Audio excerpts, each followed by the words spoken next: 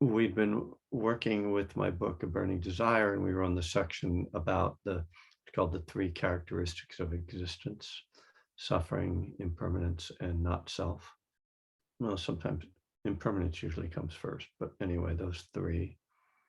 And I'm going to take a little side trip from the book into early Buddhist teaching, sutta, that explores some of those ideas uh, in the ancient texts.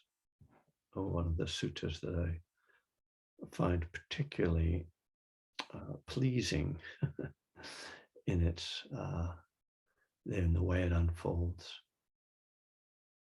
So let's begin our sitting.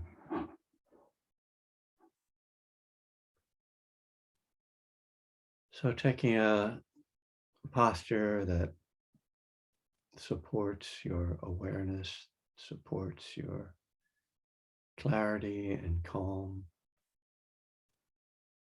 And you can close your eyes, or if you're more comfortable with your eyes open, you can sit with your eyes open or just lower your gaze. There can be times when people get a little triggered with their eyes closed in meditation. So just to be sensitive to that.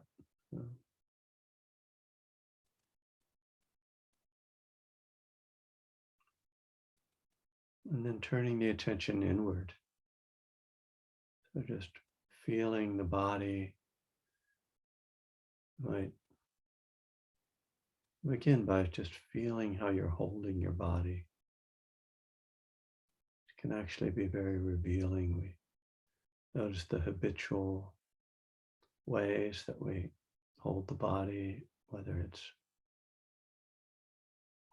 hunched over or rigid in some way, whether it's balanced or tipping one way or another.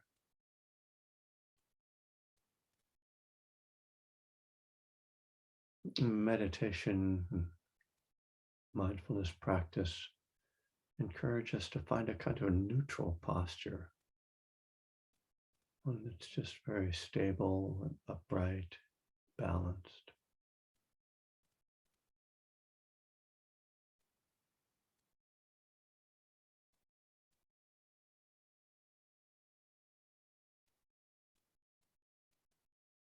Can you feel your body as a living organism? The life coursing through the body.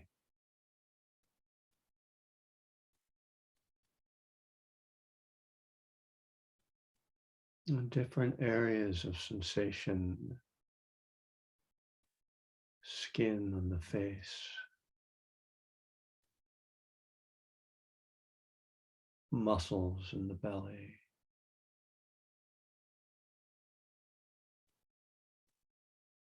the hands, feet.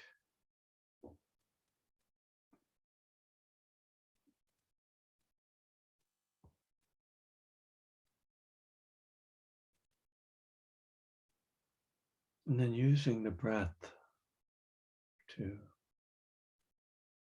become more present, more awake. Just feeling the breath moving in and out of the body, moving through the body.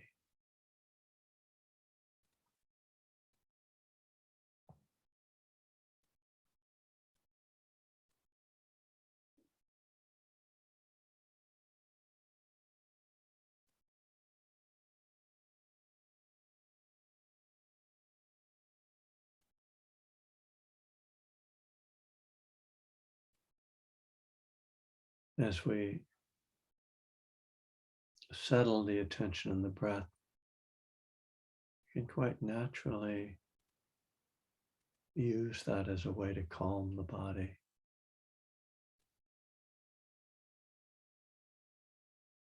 Just releasing the breath and settling.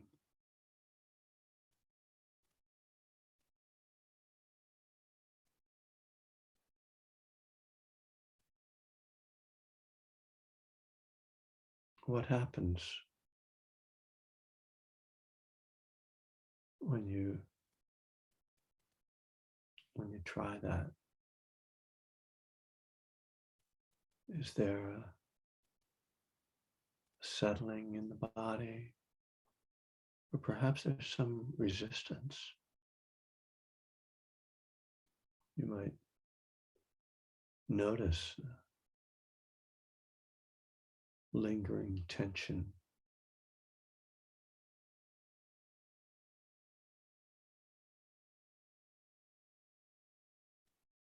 Our lives tend to create stress, and if we're not attentive, it builds up. Meditating on the breath can help us to drain off some of that stress.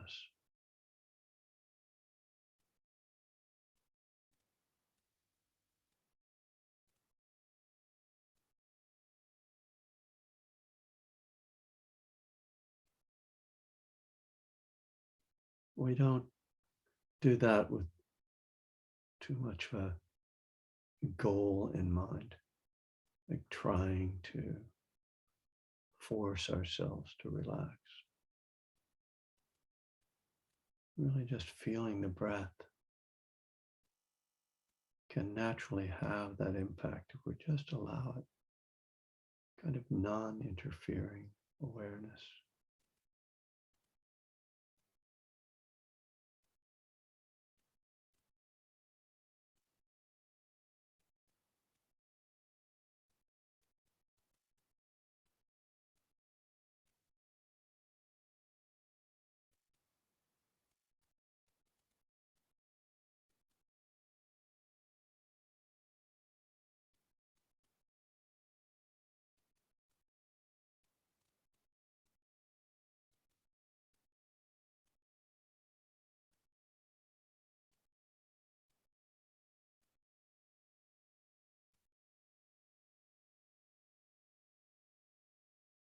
It's common as we begin to focus on the breath for thoughts to intrude.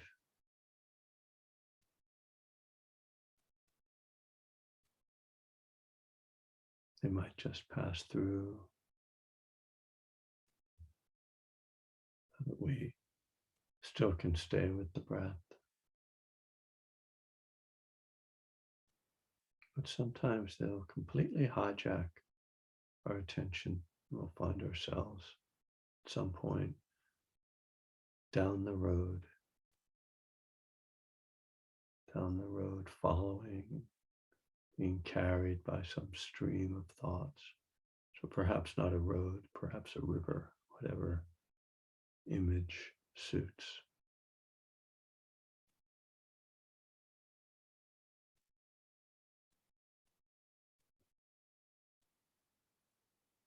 And that realization, there's a kind of waking up. We just come out of those thought streams. Remember, oh, I was meditating. I come back to the breath, come back to the body, come back to the here and now.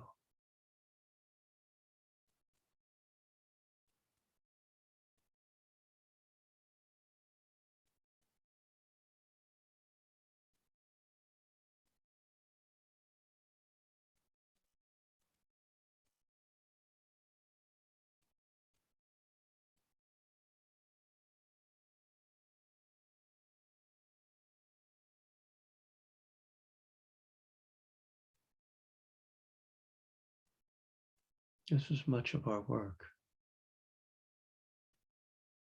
just the returning.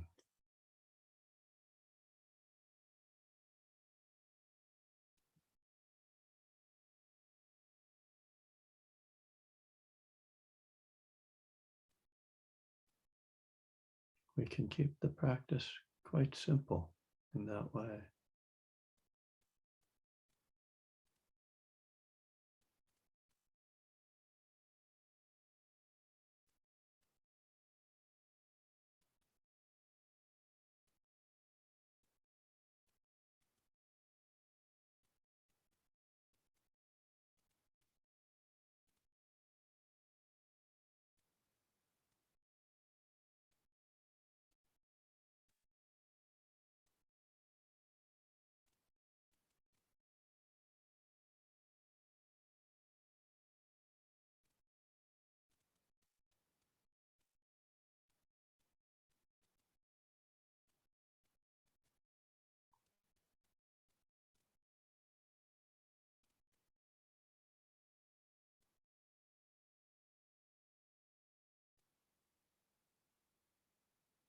quite a lot can be revealed in that simple process. Mindful breathing,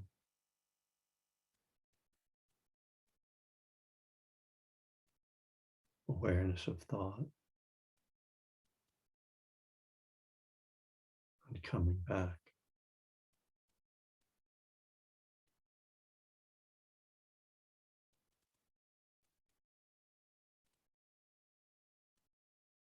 We don't have to go searching for insights.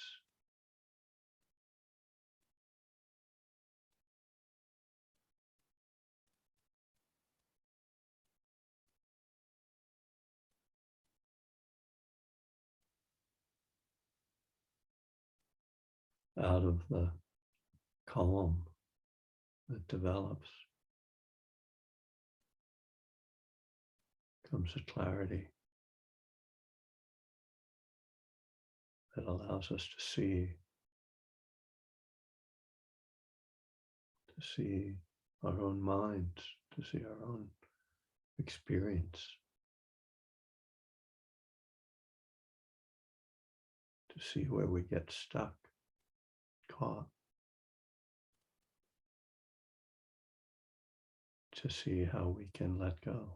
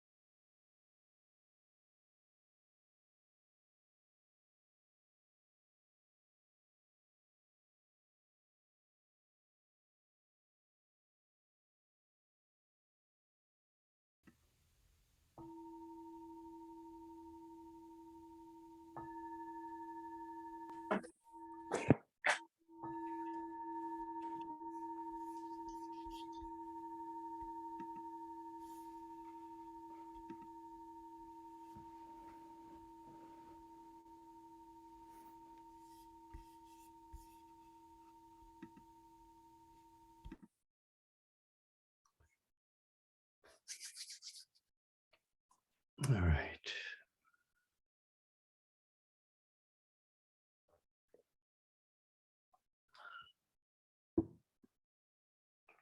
Nice to sit together.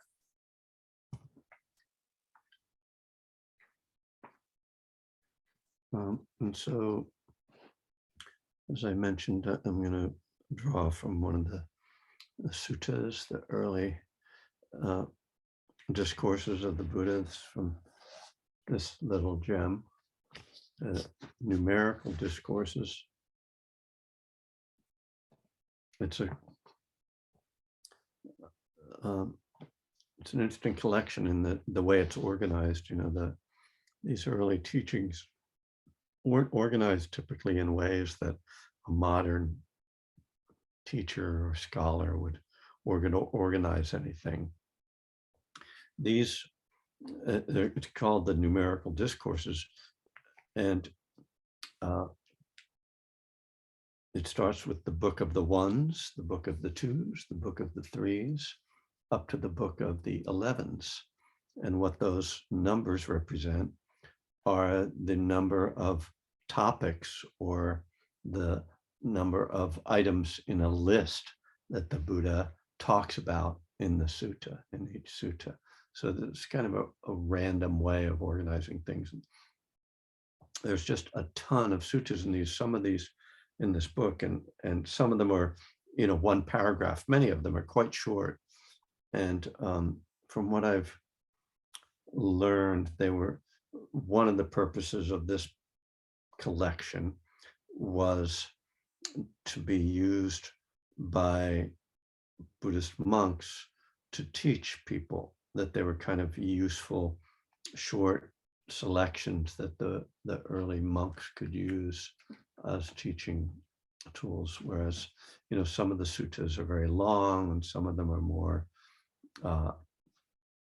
kind of elaborate or sort of narrative. So this one is the first one in the Book of the Nines, and each of the books has, can have hundreds of suttas in it.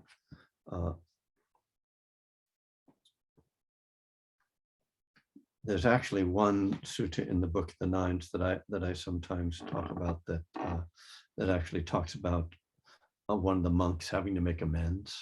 So for those who are in the 12-step world, that step 9 is the amends step. And so I always found that helpful, that the Buddha was working with the 12-step. And I actually,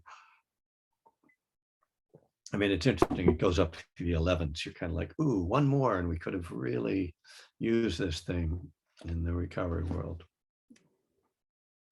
I did a series on this some years ago, or I used it at a class I was teaching in Berkeley, and I was, each month I just used one or two suttas from the month, the numbered month. In any case, this sutta 9.1, first one of the 9s, is called Enlightenment, which I think makes it intriguing right away. It has this way that a lot of the suttas start, where it says, "Thus have I heard," and this is the voice of Ananda, who was the Buddha's attendant for the last 25 years of his life. And Ananda memorized a lot of the teachings, so that after the Buddha died, that he was able to recite them, and then the whole community sort of memorized them from him. But the Buddha does this thing where it says he addressed the bhikkhus. Bhikkhus is a Pali word for monks. So, and it says bhikkhus, an exclamation point. And then it says, "Venerable Sir!" exclamation point. That the bhikkhus replied. I was looking at it today, and it was kind of like some kind of a call and response. It didn't seem like it was just casual like bhikkhus. It seemed like bhikkhus, "Venerable Sir!" kind of, I don't know. But I was reading about the song "Shout" by the Isley Brothers this afternoon, and that's a call and was written as a call and response. You make me want to shout, come on now, shout, come on. Bhikkhus, venerable sir. Anyway, I'm really losing the thread here, but I mean, because the Isley Brothers were a gospel group originally, so they were coming out of a religious tradition. So, okay, enough. Now, here's where this sutta starts out with what I find a very intriguing statement, and one that I think takes a little while to kind of figure out what it means. And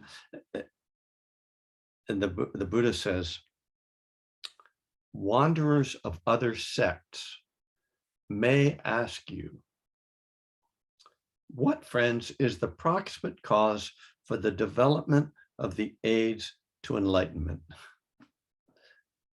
And this is one of the sentences in the sutras that really, so what he's saying, if it's not obvious in terms of the sort of situation he's imagining, is, there were a lot of different sort of sects, as he says, people following different teachings at the time, and there was sort of competition among them in ancient India. And so somebody might come along and say, how do you get enlightened in your tradition? And so the Buddha just sort of says this, and all the monks say, well, and he says, if you were asked this, how would you answer them? And the monks just go like, I know, you're the teacher, you tell us, basically. But I want to go back to this phrase. What is the proximate cause for the development of the aids to enlightenment? Now, this word proximate is not one that I was particularly familiar with before starting to study Buddhism. It can sound sort of like approximate, but it's like, it's not the cause, but it's like a secondary cause or a necessary cause. I think it's Lee Brasington uses the example. He says, turn on the lights in here. I flip a switch, but that's not really the cause for the lights. Like, the cause is that there's electricity and there's a power source and it's wired up, and it's this elaborate thing. But the proximate cause, the thing like, okay, we need this thing to make the light go on. I don't know if that's exactly right, but I think it gives us an idea. So it's the proximate cause, but then it says, for the development of the aids to enlightenment. So it seems like we're a couple steps away from enlightenment here. He doesn't say, what's the cause of enlightenment? He says, like, what's the proximate cause? What are some of the things you need in order to develop the things that will help you to get enlightened? It's like, wow, it seems like we're really far away from it. So a very, very unusual phrase, and one, it's one I actually would like to talk to people who know more than me. But there's enough in this sutta without that I think we can all understand, that we don't need to know exactly why the Buddha is speaking in this kind of abstruse way. So what we know about the sutta, what do we know about the sutta? We know that there are going to be 9 things, because it's the 9s. So start counting. Here, friends, a bhikkhu has good friends, good comrades, good companions. I'm sorry, I got that. Good friends, good companions, good comrades. This is the first proximate cause for the development of the aids to enlightenment. So another oddity of these sutras is the Buddha repeats himself. There's a lot of redundancy. Good friends, good companions, good comrades, all the same thing.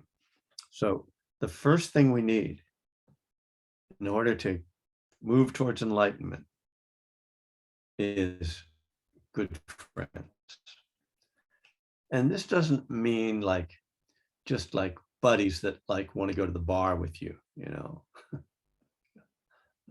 That would be lower companions. It's really, when he's talking about good friends, he's really talking about spiritual companions, you know, people you can really trust, people who are going to support you on your path. And maybe even people that are further along the path than you, people that can help you. But one of the reasons I love this sutta is that this is the very first thing that the Buddha says we need. And in the recovery world, that's the very first thing that we find we need.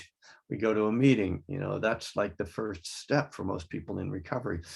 Rather than, you know, admitting we're powerless over alcohol, the formal first step, I think the first step is going and finding a community to support us. And we know that that's just kind of the key thing. It's very hard to get sober alone. And as the Buddha is saying, it's hard to become enlightened alone, you know.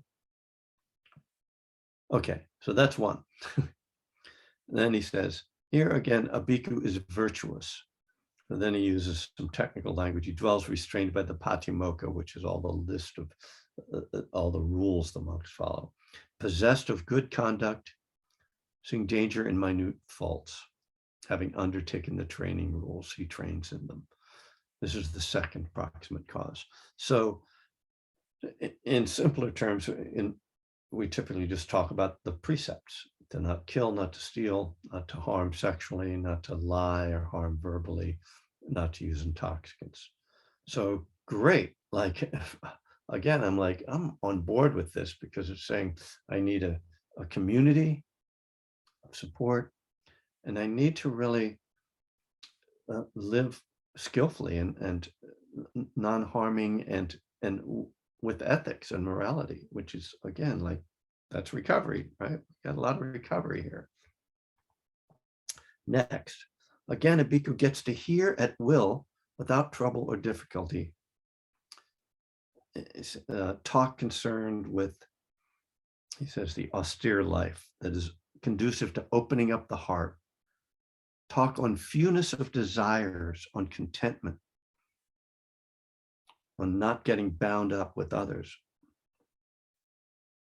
And he really winds up listing, says, arousing energy, virtuous behavior, concentration, talk on wisdom, on liberation. So he's listing basically the path, you know. So we go back to the beginning of this paragraph. A bhikkhu gets to hear at will without trouble or difficulty the Dharma, the teachings, the spiritual teachings. So that makes sense, right? If you're going to develop any kind of spiritual path, you're going to have to get teachings. So you need the community, you know, the morality, and then access to the teachings to hear it. That's three. Again, friends, a bhikkhu has aroused energy for abandoning unwholesome qualities and acquiring wholesome qualities. This is called right effort, part of the Eightfold Path. So yeah, of course, we've got to have effort. If we just hang back and try to, you know, oh yeah, well, whatever, it'll take care of itself. No, nothing's going to happen. So that's 4. 5, again, friends, a bhikkhu is wise. He possesses the wisdom that discerns arising and passing away, which is the Buddha's longhand for impermanence, arising and passing away. So now we got 5 things. And I know it piles up, and you won't have to, there won't be a quiz, and you won't necessarily remember all of these, but you know, if we have the foundation, it's a good start. Community, morality, access to teachings, energy, making effort, engagement, and then seeing every impermanence. Now there's a twist. And this is what made me become such a fan of this sutta. So we've got the 5. When a bhikkhu has good friends, good companions, good comrades, it can be expected that he will be virtuous, one who dwells restrained by the patimokkha.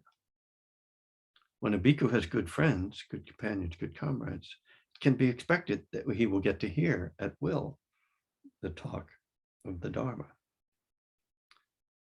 When a bhikkhu has good friends, good companions, good comrades, it can be expected that he will arouse energy.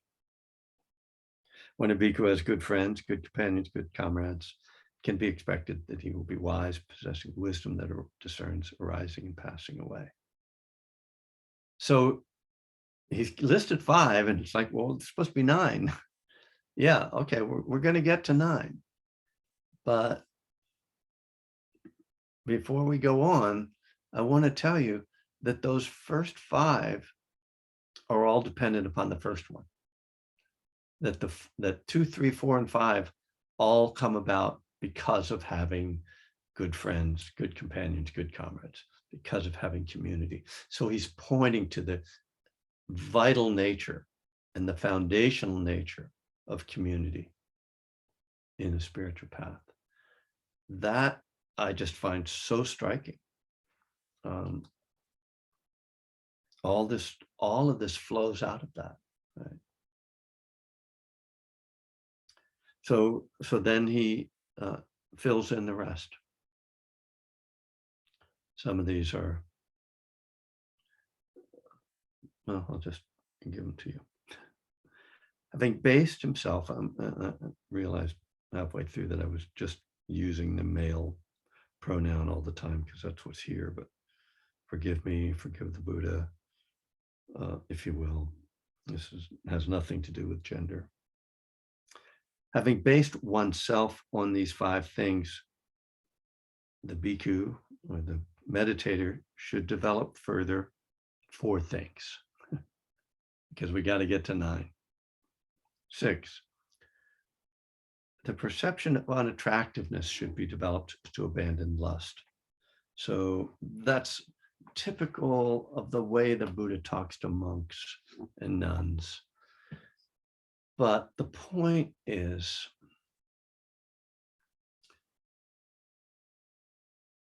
to see the unsatisfactory nature of sensual pleasure, that there's not enough drugs or booze or sex or food to ever satisfy you. That pursuing happiness through that form of craving is a fruitless path. So it's really about, we could simply say, about letting go of craving. To find a way to let go of craving. How can you do that? And that's, of course, what we have to do as addicts is let go of that craving. And this idea, the Buddha says, to see the unattractiveness in it is one of the things that helps us, right? When we see ourselves wasted, when we see other people wasted, and we see what it's doing to our life, what it's doing to our body, what it's doing to our mind, it becomes unattractive. There's a phrase in the Alcoholics Anonymous big book about we recoil as if from a hot flame. This is very much what the Buddha is talking about here, seeing the danger or the unattractiveness, the unsatisfactoriness of these things we crave. So that's 6. So, and then we should develop this quality of seeing the unsatisfactory nature of things. 7, we should develop loving kindness to abandon ill will. So, the traditional teaching says, that the 3 poisons are greed, hatred, and delusion. So the greed or lust is let go of by the first thing, and then the ill will or the hatred is let go by loving kindness. 8, we should develop mindfulness of breathing to cut off thoughts. Well, that's very direct. He rarely, this is the only place in the suttas, and I'm sure there's other places because I haven't read them all, but this is the one place that stands out to me where he makes this very specific purpose for mindfulness of breathing, because it's talked about in many different contexts, but here he's saying develop mindfulness of breathing to cut off thoughts. I mean, that's kind of what we do, right? That's kind of like what we're taught. It's like the basic idea that sometimes we get more complicated with it, but when we come back to the breath, what we're doing is we're letting go of thoughts. Cutting off is sort of a strong sort of language. I'd rather say develop mindfulness of breathing to let go of thoughts. And number 9, we should develop perception of impermanence to eradicate the conceit I am. When one perceives impermanence, the perception of non-self is stabilized. One who perceives non-self eradicates the conceit I am, which is nibbana in this very life. Whoa, that's how we got to enlightenment. Okay. So he packs a lot into number 9 here. And it's interesting that, number 9 is developing the perception of impermanence. And I'm like, didn't we already do that? Because if you go back to number 5, a bhikkhu is wise, possesses the wisdom that discerns arising and passing away. So interesting that it gets kind of recast here. And this is one of the reasons I wanted to talk about this sutta, and really what brought it to mind was when we were going through a burning desire this week, earlier in the week, we were talking about the connection between seeing impermanence and seeing not self. And the Buddha is making that explicit here. The perception of impermanence should be developed to eradicate the conceit I am. When one perceives impermanence, the perception of non-self is stabilized. So when you see that everything is constantly changing, you see that you yourself are also constantly changing, which means that there is no solid thing here that can be called a self. I mean, you can call it a self if you want to, but, and that's fine. And certainly in, ordinary language and ordinary understanding, of course, there's a self here, there's you there, I'm here, fine. But on the absolute level, if we really look at it, how can, a self has to have some core, some solid thing that's you can point to say, well, that's self. And the argument that the Buddha is making, and the foundation of this idea that at least this way of getting into this idea of not self, is that if something is constantly changing, it can't be called a self. So and I am certain everything about me is constantly changing on the mental, physical level. So that there's no self. So, and you can fight that or over analyze it. But what's more useful is to realize that if you can have this perception, you can experience enlightenment. The title of the sutta, one who perceives non-self eradicates the conceit I am, which is nibbana in this very life. So when we get rid of, and this word conceit is a technical term as well. It's not in English, when we say you're conceited, it's like you have a high opinion of yourself. That's not what it means here. It's a belief, essentially a belief, and even a misperception, like we are confused or deceived by the illusion of permanence and the illusion of self. And that's a conceit. I am. Yeah. It's a belief. I believe it. I experience. That's how I feel it. That's how I'm perceiving it. And Buddha says, if we look really closely, and this is why we have to develop very powerful and deep concentration through our meditation to see this so clearly. When we see on this microscopic level, atomic level, whatever level you can get to, the unstable nature, the constantly changing nature of mind and body, then there can come a moment when our, solid, this construction we have of reality collapses, because our perception of reality is a construction. It's based on conditioning and training, beliefs, misperception. And so, and we're very deeply conditioned into that. And so it requires getting to a place, mindful breathing cuts off thoughts, and impermanence becomes very, very clear, to the point that we see that everything that we had perceived as a self no longer is perceived in that way. That there's so fundamentally, there's a change in perception, which is really, I think, a good way of understanding enlightenment. So perception is how we name and interpret and understand the world around us. And it's very functional, it's very helpful that I have this thing that I know that if I plug it into this thing here, that it'll pick up the sound of me speaking.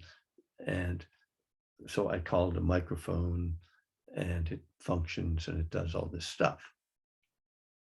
But if I take it apart, I find that it's, as they say, it's made up of non-microphone parts, just as, I am made up of non-self parts.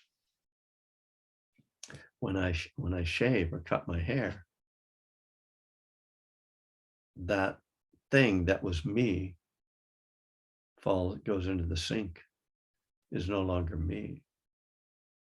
That's because it was just, it was perceived as me.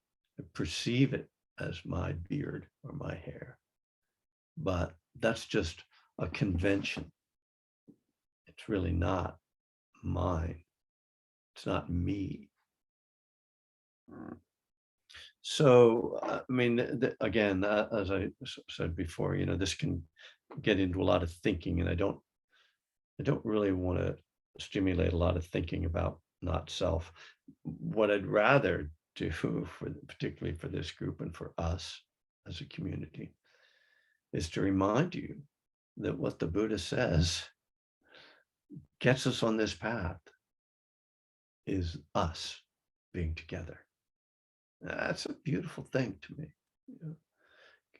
because I don't have to be like, wait, how do I cut off my thoughts enough to be able to see impermanence? Am I looking close? I need to get more concentrated. Come on, how am I going to get in light? Just trust that if I engage in this process, that it's going to unfold in its own way,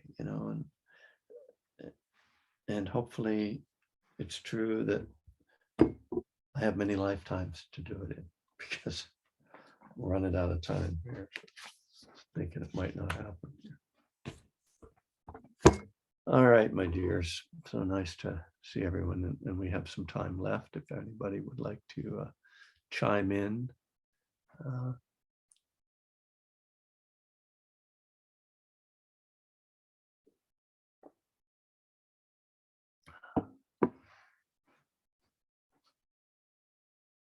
Julie, hi.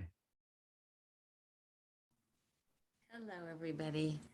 I don't remember the exact wording of the sutta or the teaching, but Ananda says to the Buddha, something about the Sangha being half of this, That's right. half Half the of holy life, he calls it. the holy life, and Buddhist saying it is the, anyway, you can, do you mind repeating that? But I Yeah, have, right, exactly. Ananda says, it's marvelous that good friends and good companions are half the holy life. And the Buddha says, do not say that, Ananda. Good friends and good companions are the whole of the holy life. Yeah. so that reminded me of that, and I am so happy to be here with this Sangha. Of course, I first went to thinking, and then you said, this is not about thinking. This is about us being together. And isn't that wonderful? So I'm going to say what my thought was and tell you how much it means to me to be here with you all twice a week. It means a lot. Um, where so I used to ask myself the question, what is my authentic self? And I realized recently that that really concretizes the idea of self. So I don't use that wording anymore because I resonate with the no self thing. However, in perceiving no self, in perceiving impermanence, etc., there is still the perceiver. What is perceiving? There is the perceiver and that which is perceived. So, So yeah, how do I untangle myself from that? well, right. I can't tell you how to untangle yourself from that necessarily, but conceptually, let's say, or verbally, I can help sort that out. Thank you. The understanding is that consciousness itself is impermanent.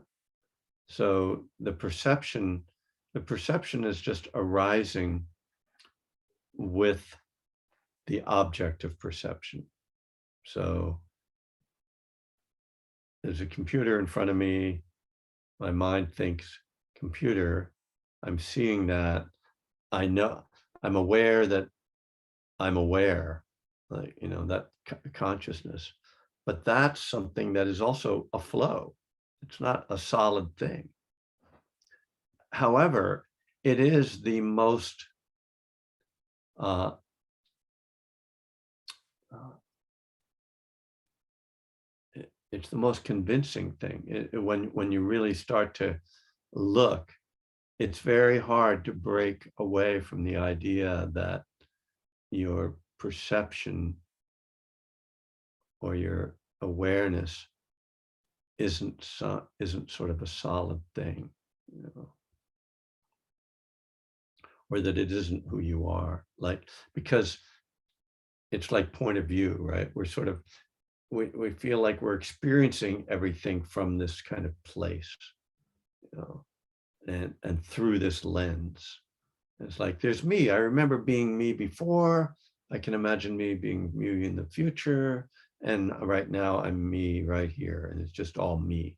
Because I can, and memory is a big part of that. And perception actually is,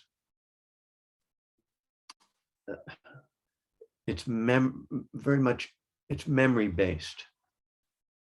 Because I know this is a computer because I can remember it. I was told it. Like, and we know that when people lose their memory, they start to forget what things are, right?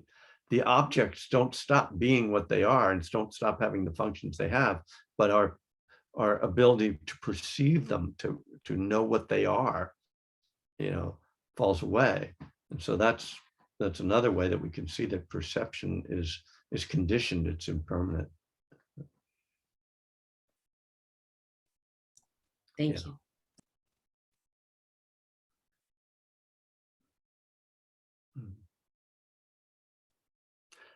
Yeah, it's and I think that understanding, definitely the understanding of perception being conditioned is, first of all, it's one of the things that um, psychedelics often reveal to people. When you start seeing music, right? uh, that like you realize, oh, and it's one of the things that kind of the psychedelic movement in the 60s. It's one of the reasons why that movement led some people to pursue a spiritual life, because they realized that their understanding of reality was just a construct, right? And so you realize, oh, like this whole thing of like, because, you know, the sort of conventional understanding of reality is that, I mean, one of them is that the thing to do is accumulate a lot of things and experiences and power, and, you know, the whole sort of capitalist model. And when people took LSD and were like, whoa, like that's just like uh, going nowhere, you kind of see that there's no end game in that. That's just an empty, pointless exercise. Uh, uh, you know, I mean, I don't mean to be promoting psychedelics, because I'm very much skeptical of their use at this point, but it is one of the things that can happen that helps people to see through the illusion of uh, of perception. So anyway, what I wanted to say, we don't need to take psychedelics if we understand this, and we remind ourselves, for, you know, as part of your practice, to remind yourself, like when you find yourself really caught up in like, oh man, I really need to have this car, or that's so terrible that, um, you know, whatever whatever we're attached to, right? When we find ourselves very attached to something, if we can step back and remember, like, this is like perception. I'm just believing this. I mean, the sports, great example, right? It's just like this thing, you know, because the wonderful thing about sports is that they don't try to pretend that they have meaning. No, they are literally games that are just totally artificial. And yet we find ourselves totally invested in them, right? Win, lose, and very much identity gets hooked up with it, you know, and we get happy when our team wins, sad when our team loses. You know, you see the people in Boston, you know, swearing at the Warriors players, you know, and all of that. And to just stop for a minute and go, you know, this is just a game, you know, and it's very much that is like a really good model for seeing reality, like how much of our life is a game, you know. And so reminding ourselves when we're being so caught up in a perception that we're creating suffering, or that we are experiencing suffering, and saying, oh, you know, is this reality that I'm responding to right now? Is this, or is this a construct? And much of the time we'll discover that it's a construct, that we need something to be a certain way.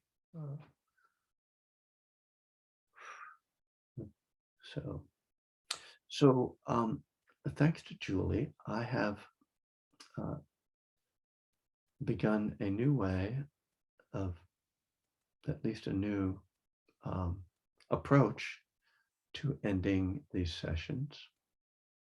So let's just, I'll ask you to just sit back for a moment. Take a breath. You can close your eyes or just sit. Let your body relax. I feel now that my shoulders got tense, talking, getting excited, breathing. And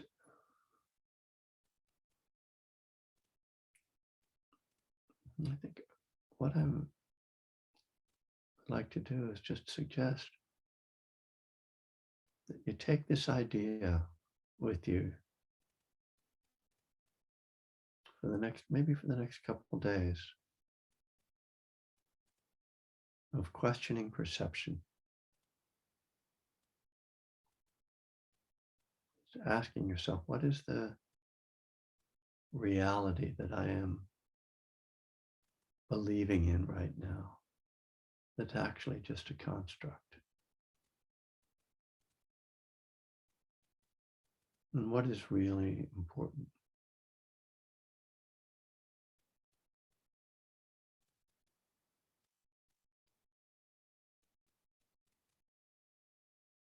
This is one of the ways that we can free ourselves moment by moment of the suffering of clinging that we all fall into. So I offer these teachings for your benefit. Hope they are useful and appreciate your support. And I will say good night. I will be here again on Tuesday. So be well.